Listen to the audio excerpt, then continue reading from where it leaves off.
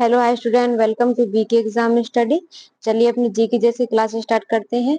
Question number first है, British इतिहासकारों में से किसने भारतीय इतिहास को 3 भाग तथा हिंदू, मुस्लिम और ब्रिटिश में विभाजित किया? Option A James Mill, option B Warren Hastings, option C Sir Thomas Smith, option D Annie Besant. तो इसका राइट आंसर है option A James Mill. British इतिहासकारों में से किसने भारतीय इतिहास को 3 भाग तथा हिंदू, मुस्लिम, ब्रिटिश में विभाजित किया? तो किसने किया था? जेम्स मिल ने किया था। जेम्स मिल कौन थे? ये जेम्स मिल स्कॉटिश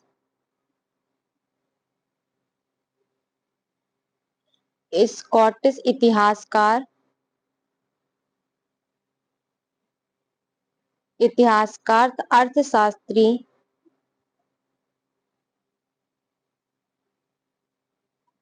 अर्थशास्त्री, राजनीतिक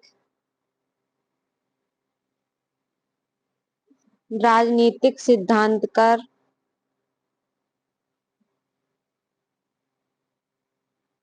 तथा दार्शनिक थे।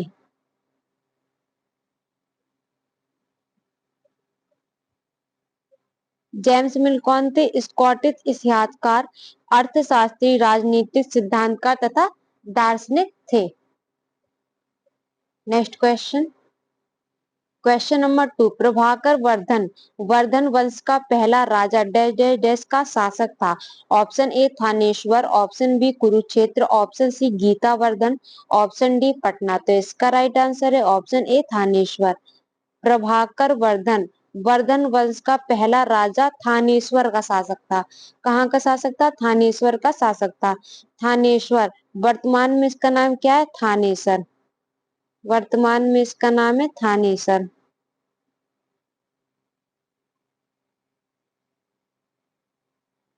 प्रभाकर वर्धन थानेसर का पहला राजा था। Next question, question number 3, Panipat की दूसरी लड़ाई किस वर्ष में लड़ी गई थी? ऑप्शन ए 1556 ईस्वी, ऑप्शन बी 1545 ईस्वी, ऑप्शन सी 1555 ईस्वी, ऑप्शन डी 1526 ईस्वी। तो इसका राइट आंसर है ऑप्शन ए 1556 ईस्वी। पानीपत की दूसरी लड़ाई किस वर्ष लड़ी गई थी? तो किस वर्ष लड़ी गई थी? 7 अक्टूबर 1556 ईस्वी में। कब? 7 अक्टूबर 1556 ईस्वी में लड़ी गई थी पानीपत की दूसरी लड़ाई। किन किन के बीच लड़ी गई थी? मुगल बादशाह अकबर व हेमू विक्रमादित्य के बीच लड़ी गई थी। किन किन के बीच? मुगल बादशाह अकबर व हेमू के बीच लड़ी गई थी।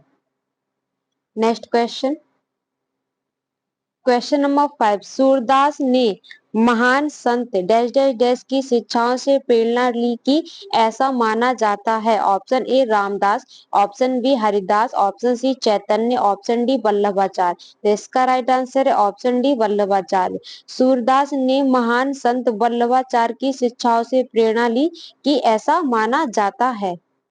नेक्स्ट क्वेश्चन, क्वेश्चन नंबर 5, परिपक्व हड़प्पा सभ्यता तथा सिंधु घाटी सभ्यता की अधिकतर स्थल डैश डैश डैश की आर्द्र तल के साथ साथ पाए जाते हैं? ऑप्शन ए गंगा नदी, ऑप्शन बी यमुना नदी, ऑप्शन सी यहाँ पे क्या है? हकरा नदी। हकरा नदी, घंगर हकरा नदी। क्या है इसका नाम? घंगर हकरा नदी। ऑप्शन डी व्यास नदी। तो इसका राइट आंसर ऑप्शन सी घंगर हकरा नदी। परिपक्व हड़प्पा सभ्यता तथा सिंधु घाटी सभ्यता की अधिकतर स्थल हकरा नदी की आर्द्र तल में साथ साथ पाए जाते हैं। Next question, question number 6, Bharat और पाकिस्तान के बीच ताशकंद समझौता कब हुआ? ऑप्शन ए वर्ष 1966, ऑप्शन बी वर्ष 1962, ऑप्शन सी वर्ष 1965, ऑप्शन डी वर्ष 1971। तो इसका राइट आंसर है ऑप्शन ए वर्ष 1966। भारत और पाकिस्तान के बीच ताशकंद समझौता कब हुआ? तो कब हुआ? 10 जनवरी 1966 में। कब हुआ था? 10 जनवरी 1966 में ताशकंद समझौता हुआ था। नेक्स्ट क्वेश्चन, क्वेश्चन नंबर 7, 1917 में चंपारण सत्याग्रह किस राज्य में प्रारंभ किया गया था? Option A Punjab, option B Uttar Pradesh, option C Bihar, option D Haryana. तो इसका राइट आंसर है ऑप्शन सी बिहार। 1917 में चंपारण सत्याग्रह किस राज्य में प्रारंभ किया गया था? तो ये बिहार राज्य में प्रारंभ किया गया था। Next question, question number 8, Amritsar में जलियांवाला बाग के साथ जनसंहार किस दिन घटित हुआ था? ऑप्शन ए 13 अप्रैल 1920, ऑप्शन बी 13 अप्रैल 1919, ऑप्शन सी 14 अप्रैल 1920, ऑप्शन डी 19 अप्रैल 1919। इसका राइट आंसर है ऑप्शन बी 13 अप्रैल 1919। अमृतसर में जलियांवाला बाग के साथ जनसंहार किस दिन घटित हुआ था? तो 13 अप्रैल 1919 में घटित हुआ था। अमृतसर कहाँ स्थित है? पंजाब में स्थित है। कहाँ स्थित है? पंजाब में स्थित है।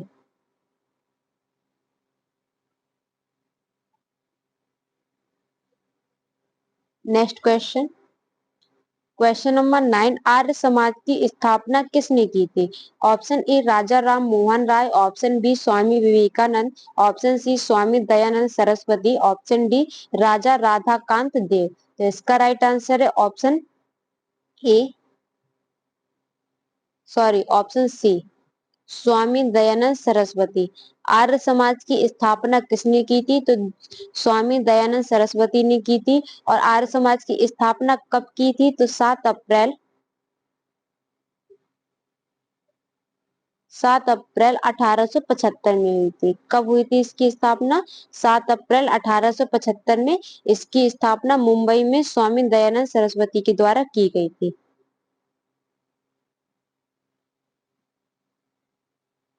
किसके द्वारा की गई थी? स्वामी विवेक दयानंद सरस्वती के द्वारा की गई थी। नेक्स्ट क्वेश्चन, क्वेश्चन नंबर 10, वर्ष 2011 में भारत की कुल जनसंख्या में अनुसूचित जनजातियों का प्रतिशत क्या है? Option A 8.61%, option B 14.66%, option C 15.30%, option C 9.87%। तो इसका राइट आंसर है ऑप्शन ए 8.61%। वर्ष 2011 में भारत की कुल जनसंख्या में अनुसूचित जनजातियों का प्रतिशत क्या है? तो इसका प्रतिशत क्या है? 8.61% इसका प्रतिशत है। भारत की कुल जनसंख्या 2011 के अनुसार भारत की कुल जनसंख्या, कुल जनसंख्या 2011 के अनुसार भारत की कुल जनसंख्या 121.08 करोड़ है। कितनी है? 21.08 करोड़ है। वर्ष 2011 के अनुसार भारत जो वर्ष 2011 की जनगणना के अनुसार भारत की कुल जनसंख्या कितनी है? तो 121.08 करोड़ है। अनुसूचित जनजातियों का प्रतिशत क्या है? तो 8.61% है। नेक्स्ट क्वेश्चन, क्वेश्चन नंबर 11, निम्नलिखित में से कौन सी नदी दाएं से आकर मिलने वाली गंगा की सहायक नदी नहीं है? Option A Chambal, option B Son, option C Sindh, option D Kosi. तो इसका राइट आंसर है ऑप्शन डी कोसी। निम्नलिखित में से कौन सी दाएं से और कौन सी नदी दाएं से आकर मिलने वाली गंगा की सहायक नदी नहीं है? तो कौन सी नदी नहीं है? कोसी नदी नहीं है। चंबल नदी सहायक है, सोन नदी और सिंध नदी ये तीनों ही सहायक नदी हैं, कोसी नहीं है। Next question, question number 12, Bengal की खाड़ी में जल की निम्न लवणता डैश डैश डैश के कारण होती है? ऑप्शन ए उच्च वाष्पोत्सर्जन, ऑप्शन बी जलीकरण, ऑप्शन सी वर्षण, ऑप्शन डी नदी के जल का अंतर्श्रवण। तो इसका राइट आंसर है ऑप्शन डी नदी के जल का अंतःश्रवण। यहाँ पे है अंतःश्रवण। क्वेश्चन क्या पूछ रहा है? बंगाल की खाड़ी में जल की निम्न लवणता के डैश डैश डैश के कारण होती है। तो किसके कारण होती है? नदी के जल के अंतःश्रवण के कारण होती है। नेक्स्ट क्वेश्चन, क्वेश्चन नंबर 30, सर्दी में किस रबी फसल में बुआई की जाती है? ऑप्शन ए गेहूं, ऑप्शन बी बाजरा, ऑप्शन सी ककड़ी, ऑप्शन डी धान। तो इसका राइट आंसर है ऑप्शन ए गेहूं। सर्दी में किस रबी फसल की बुआई की जाती है? की बुआई की जाती है, तो किसकी बुआई की जाती है? गेहूं की बुआई की जाती है। शीत ऋतु की फसलों को रबी फसल कहा जाता है। जो शीत ऋतु की जो फसलें होती हैं उसको क्या कहते हैं? रबी की फसलें कहा जाता है। इनकी बुआई का समय क्या होता है? तो अक्टूबर नवंबर। कब बोया जाता है? अक्टूबर नवंबर में बोया जाता है। अक्टूबर नवंबर में बोया जाता है।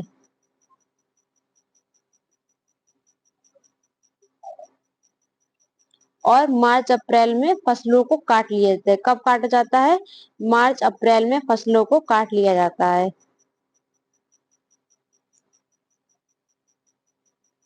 बुआई कब होती है? तो अक्टूबर नवंबर में। और काटा कब जाता है? तो ये मार्च अप्रैल में काट ली जाती है।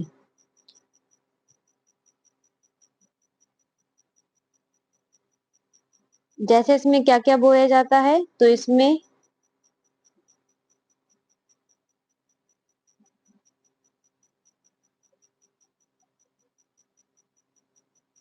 रबी की फसलों में क्या क्या? गेहूं,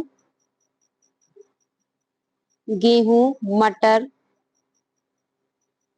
सरसों, मसूर, चना, राई, आलू आदि। ये सभी क्या है? ये रबी की फसलें हैं। Next question. Question number 40। भूमध्य रेखा के समांतर काल्पनिक रेखाएं क्या कहलाती हैं? ऑप्शन ए अक्षांश रेखाएं, ऑप्शन बी देशांतर रेखाएं, ऑप्शन सी समदाब रेखाएं, ऑप्शन डी समताप रेखाएं। तो इसका राइट आंसर है ऑप्शन ए अक्षांश रेखाएं। भूमध्य रेखा के समांतर काल्पनिक रेखाएं क्या कहलाती हैं? तो क्या कहलाती है? अक्षांश रेखाएं कहलाती हैं। Next question. Question number 15। निम्नलिखित में से कौन सा विभाग भारत की जीडीपी की गणना करता है? ऑप्शन ए वित्त मंत्रालय, ऑप्शन बी राजस्व विभाग, ऑप्शन सी आर्थिक मामले, ऑप्शन डी केंद्रीय सांख्यिकी कार्यालय। तो इसका राइट आंसर है ऑप्शन डी केंद्रीय सांख्यिकी कार्यालय। निम्नलिखित में से कौन सा विभाग भारत की जीडीपी गणना करता है? तो कौन सा विभाग भारत की जीडीपी गणना करता है? केंद्रीय सांख्यिकी कार्यालय। जीडीपी गणना यानी क्या? सकल राष्ट्रीय उत्पाद की गणना। सकल राष्ट्रीय उत्पाद, इसकी गणना करता है। Next question. अच्छा, इसकी स्थापना अगर पूछे, इसकी स्थापना लिख लीजिए। इसकी स्थापना वर्ष कब हुई थी? 1951 में। इसकी स्थापना कब हुई थी? 1951 में। मुख्यालय कहाँ है? मुख्यालय नई दिल्ली। मुख्यालय नई दिल्ली। स्थापना कब हुई थी? तो 1951 में। और उसका मुख्यालय कहाँ है? तो नई दिल्ली में स्थित है। Next question. Question number 16। निम्नलिखित में से कौन सा राज्य केसर का सबसे बड़ा उत्पादक है? Option A Uttarakhand, option B Jammu Kashmir, option C Himachal Pradesh, option D Uttar sorry option D Arunachal Pradesh. तो इसका राइट आंसर है ऑप्शन ए जम्मू कश्मीर। निम्नलिखित में से कौन सा राज्य केसर का सबसे बड़ा उत्पादक है? तो कौन सा राज्य केसर का सबसे बड़ा उत्पादक है? जम्मू कश्मीर केसर का सबसे बड़ा उत्पादक राज्य है।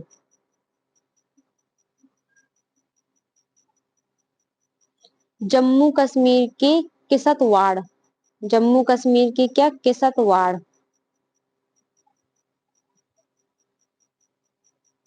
किसतवाड़ तथा पामपुर तथा क्या? पामपुर यानी पंपोर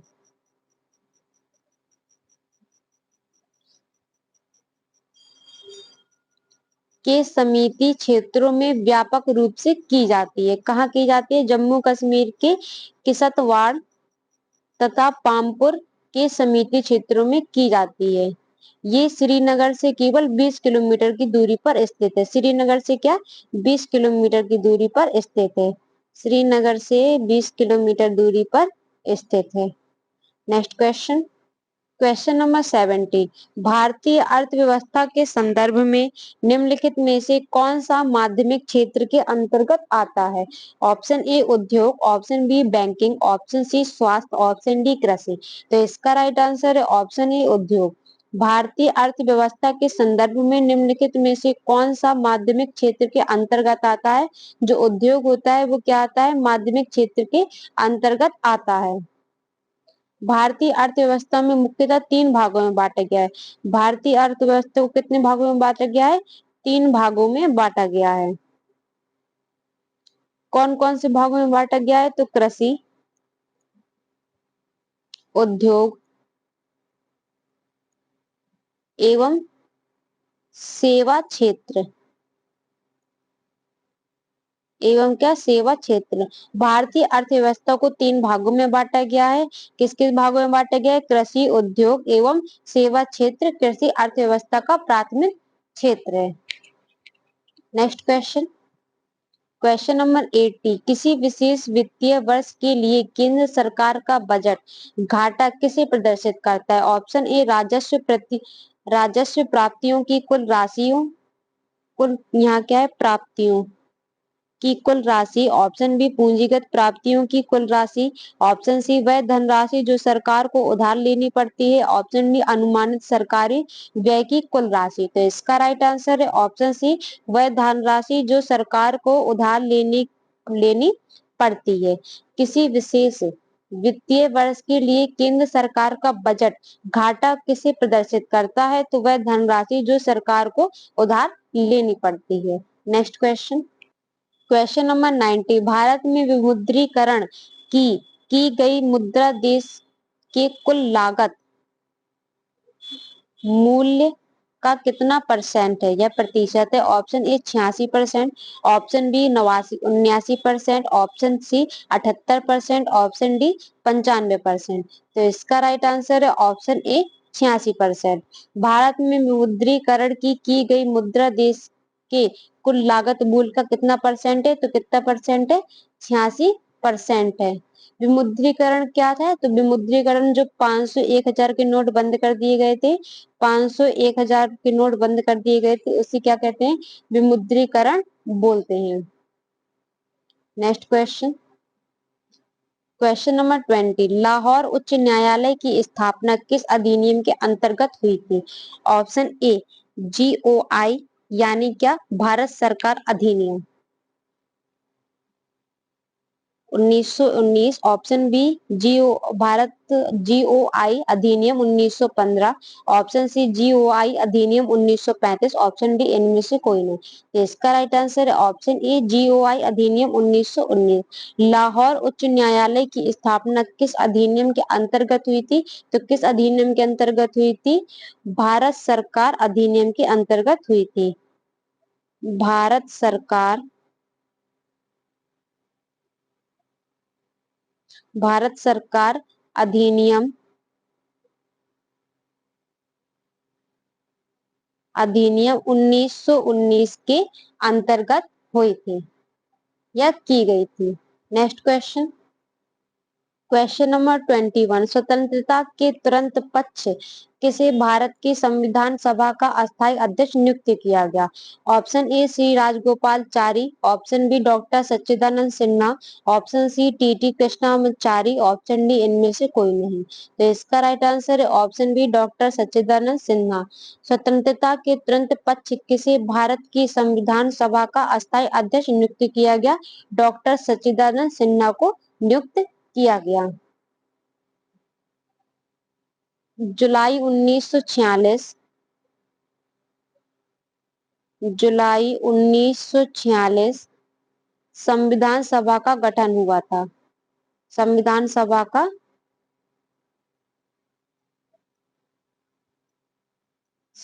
का गठन कब हुआ था? जुलाई 1946 में। Next question, question number 22, Lok Sabha का प्रथम स्पीकर कौन था? Option A Neelam Sanjiva Reddy, option B M A Ayyangar, option C Ganesh Vasudev Mavalankar, option D Sardar Hukam Singh. तो इसका राइट आंसर है ऑप्शन सी गणेश वासुदेव मावलकर।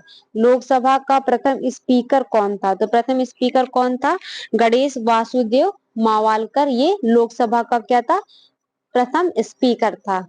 इन्हें दादा साहब के नाम से जाना जाता था।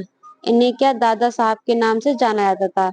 दादा साहब के नाम से जाना जाता था।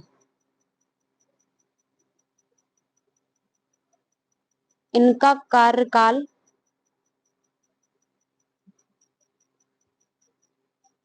कब तक रहा? 1952 से 1956 तक। कब तक रहा? 1952 से 1956 तक। Next question. क्वेश्चन नंबर 23, निम्नलिखित में से कौन सा अनुच्छेद प्रावधान करता है कि राज्य, धर्म, वंश, लिंग, जाति, उत्पत्ति के स्थान के आधार पर किसी नागरिक को वंचित नहीं करेगा? Option A 13, option B 14, option C 15, option D 16। तो इसका राइट आंसर है ऑप्शन सी 15। निम्नलिखित में से कौन सा अनुच्छेद प्रावधान करता है कि राज्य, धर्म, वंश, लिंग, जाति, उत्पत्ति के स्थान के आधार पर किसी नागरिक को वंचित नहीं करेगा? तो कौन सा अनुच्छेद? अनुच्छेद 15। तो आज की क्लास यही खत्म होती है। मिलते हैं हमारी नेक्स्ट क्लास पे। तब तक के लिए बाय, ऑल द बेस्ट।